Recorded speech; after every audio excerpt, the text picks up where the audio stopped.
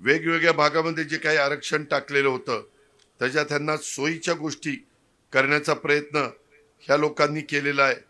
त्याकरता माझी आपल्याला सगळ्यांना विनंती आहे की हे जे काही लोकांचे बंगले पाडणं, गाईगोठा पाडणं, ब्लू लाईन मध्ये येते म्हणून जमीनदोस्त करणं, असे जे काही त्रास देण्याचं काम चाललेलं आहे ते होऊनच नसते दिले तर कशाला त्या बिचाऱ्याचा पैसा वाया गेला असता।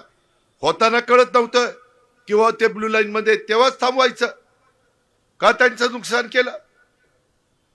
अशा पद्धतीची ही लोक आहेत। त्याकरता माझी आपल्याला विनंती आहे,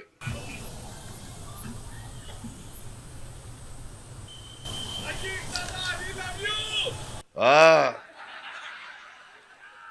घड्याळाचं बटन दाब, ती लव यू राहू दे बाजूला, घरी जाऊन बायकोला म्हण love you love you love you.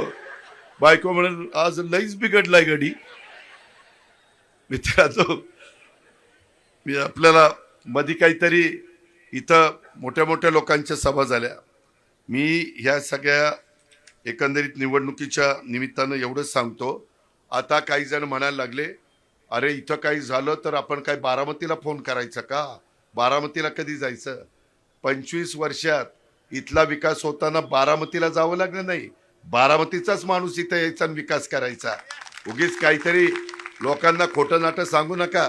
माझ्या तेवढी धमक आहे तेवढी ताकद आहे आणि अलीकडच्या काळात टेक्नॉलॉजी खूप पुढे गेलेली आहे। दर आठवड्याला मी पुण्यामध्ये येणारा कार्यकर्ता आहे, त्याच्यामुळं हे आता भावनिक मुद्दे काढायचे चालले की अरे आपला माणूस सोडायचा आणि बाहेरचा माणूस, अरे कोण बाहेरचा आणि कोण आपला। इथं तर मिनी भारत आहे, सगळे लोक गुण्यागोविंदाने राहत आहेत। ह्या पद्धतीनं जे काही चाललंय त्याला वेळीच आपण आवर घातला पाहिजे। माझी जरी जन्मभूमी बारामती असली तर कर्मभूमी ही पिंपरी चिंचवड आहे आणि याच पिंपरी चिंचवडनं माझ्या आशिया खंडात ओळख निर्माण केलेली आहे। या ठिकाणची माती आणि या ठिकाणची माणसं दोन्ही मला अतिशय जीवापाड प्रेम करणारी मिळाली। दिवसातून एकदा तरी मला या शहराची आठवण आल्याशिवाय राहत नाही का, तर ह्या शहराचा सर्वांगीण विकास झाला पाहिजे। इथं कुणावर अन्याय होता कामा नये, इथं लोक गोरगरिबांना मदतच झाली पाहिजे।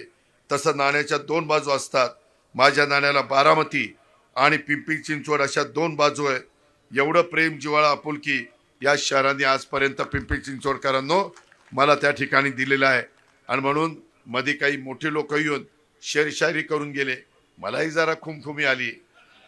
हर पंख फैलाने वाला परिंदा उड़ नहीं पाता, कई सपने घमंड और गलत दिशा में ही टूट जाते हैं, हुनर की बातें करने से कुछ नहीं होता, जमाना उसी को पहचानता है जो मैदान में उतर कर साबित करे। हे आपल्याला साबित करायचं आहे।